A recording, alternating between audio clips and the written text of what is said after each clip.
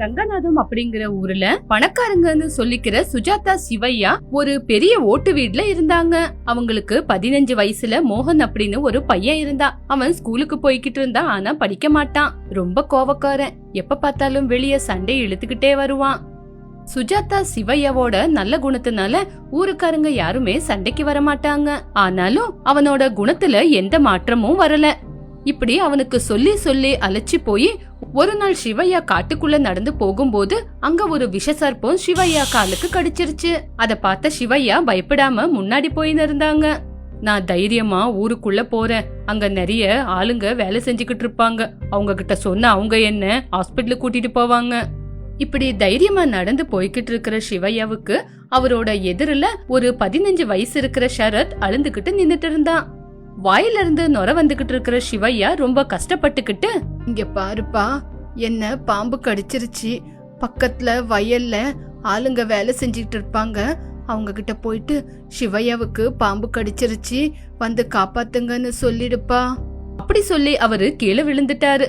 ஷரத் உடனே அங்கிருந்து ஓடி போய் வயல்ல வேலை செஞ்சுக்கிட்டு இருக்கிற மல்லையா சிவையான்னு வேலை செஞ்சுக்கிட்டு இருக்கிற விவசாயி கிட்ட வந்து அழைச்சி போய், யா, அங்க காட்டுக்குள்ள சிவையா அப்படிங்கிற ஒருத்தருக்கு பாம்பு கடிச்சிருச்சு, அவரு வாயில இருந்து நொர வந்து அவரு அங்கே கீழே விழுந்து கிடக்குறாரு, சீக்கிரமா வாங்க.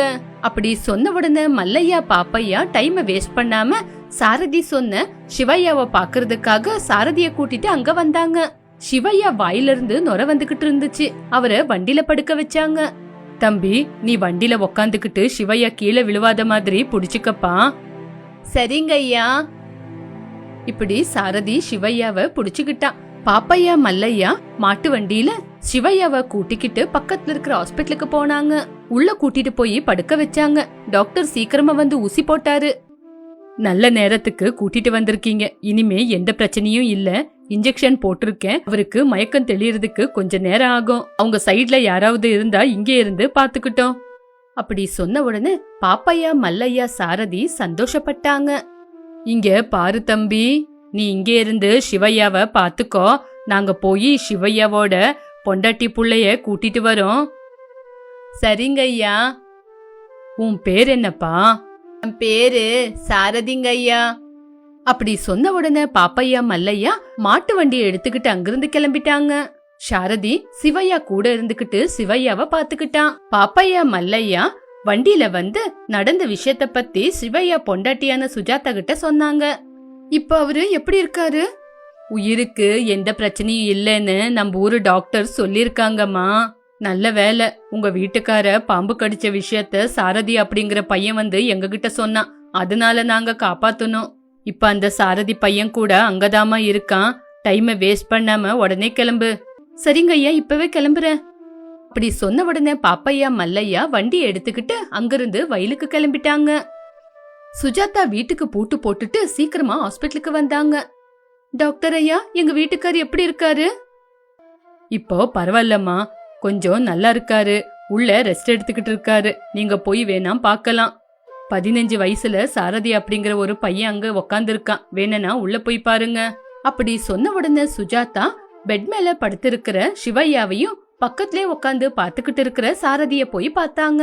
புருஷனை பார்த்து சுஜாத்தம்மா சமாதானமாயி சாரதி கிட்ட போய் யாரு என்னன்னு விசாரிச்சாங்க.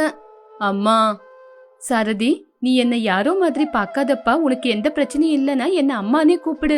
என்னோட அப்பா அம்மா கடன் தொல்லை தாங்க முடியாம தூக்கு மாட்டிக்கிட்டு செத்துட்டாங்க. நான் அனாதை, எனக்கு யாருமே இல்ல. யாரு எனக்கு சாப்பாடு போடுறாங்களோ அவங்கதான் எனக்கு அப்பா அம்மா, யாரு எனக்கு தங்க இடம் கொடுக்கறாங்களோ அதுதான் என் வீடு. இப்படி கண்ணீர் விட்டான். சுஜாதாவுக்கு சாரதிய பார்த்து ரொம்ப கவலையாச்சு. அப்பா அம்மா இல்லன்னு கவலைப்படாத சாரதி, இதுக்கப்புறம் நான் தான் உனக்கு அம்மா, இவருதான் உனக்கு அப்பா. நீ இதுக்கப்புறம் எங்க கூடயே எங்க வீட்லயே இரு. அப்படி சொல்லி சிவையா கூட சேர்ந்து சாரதியும் வீட்டுக்கு கூட்டிட்டு போனாங்க. சாரதிக்கு வயிறு நிறைய சாப்பாடு கொடுத்தாங்க. அப்பதான் மோகன் ஸ்கூலுக்கு போயிட்டு வீட்டுக்கு வந்தான். உக்காந்து சாப்பிட்டுக்கிட்டு இருக்கிற சாரதிய பார்த்து கோவப்பட்டுக்கிட்டு, ஏய், யாரா நீ என் வீட்டுல உக்காந்துக்கிட்டு சாப்பிட்டுக்கிட்டு இருக்க, முதல்ல வீட்டை விட்டு வெளியே போடா. அப்படி பேசிக்கிட்டு இருக்கும்போது சுஜாதா வந்தா. மோகன், சாப்பாடு சாப்பிட்டுக்கிட்டு இருக்கிறவங்கள அப்படி பண்ணக்கூடாது, முதல்ல நீ இந்த பக்கம் வா. நான் தான் சாரதிய கூட்டிட்டு வந்து சாப்பாடு கொடுத்தேன், முதல்ல அவன் சாப்பிடட்டும், நீ சும்மாரு. இவன் இந்த வீட்ல இருக்கிறது எனக்கு பிடிக்கல. சாப்பாடு கொடுத்ததுக்கு அப்புறம் இவனை வெளியே அனுப்புமா, இவனை பார்க்கவே எனக்கு பிடிக்கல சொல்லி மோகன் வீட்டுக்குள்ள போனான். சாரதி பயந்துகிட்டே சீக்கிரமா சாப்பிட்டான்.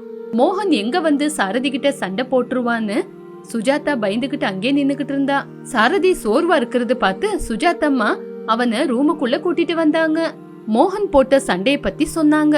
அப்போ சிவையா மோகனை கூப்பிட்டு, இங்க பாரு மோகன், என் உயிரை காப்பாத்துன சாரதிக்கு அப்பா அம்மான்னு யாருமே இல்ல. இதுக்கப்புறம் அவனுக்கு எல்லாமே நம்பதான். உனக்கு தம்பி அவன், சரியா? என் பேச்சுக்கு அவன் வராம இருந்தா அவ்வளவே போதும் அப்படின்னு சொல்லி கிளம்பி போயிட்டான். இப்படி சாரதி அந்த வீட்லயே எல்லா வேலையும் செஞ்சுக்கிட்டு மோகன் கூட சேர்ந்து அவனும் படிச்சான். மோகன் எவ்வளவு திட்டுனாலும் அடிச்சாலும் மோகன் கூட எந்த சண்டையும் போடாம சாரதி கூடயே இருந்தான். இப்படி நாட்கள் போச்சு. மோகன் கொஞ்சம் கூட படிக்காம ரொம்ப திமிரு பிடிச்சவனாவே வளர்ந்தான்.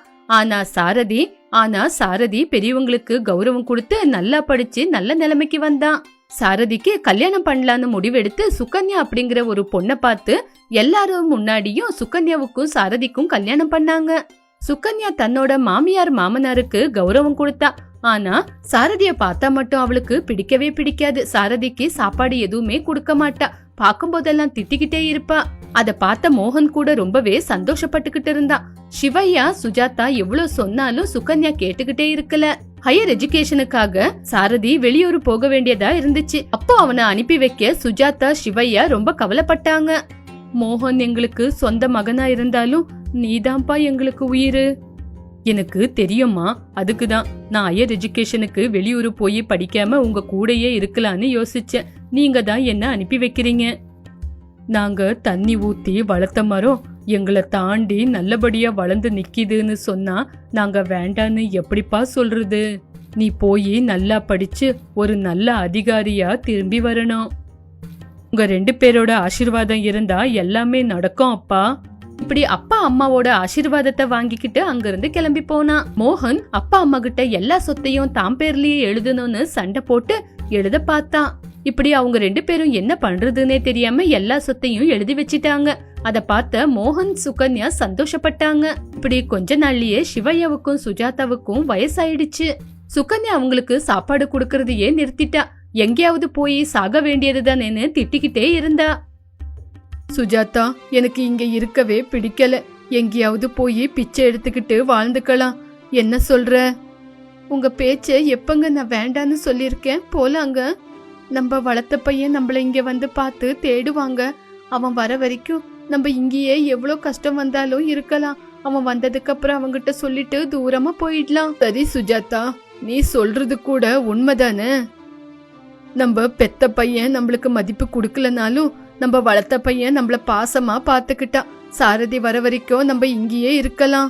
இப்படி சுஜாதா அந்த வீட்டு வேலை செஞ்சுக்கிட்டு இருந்தா.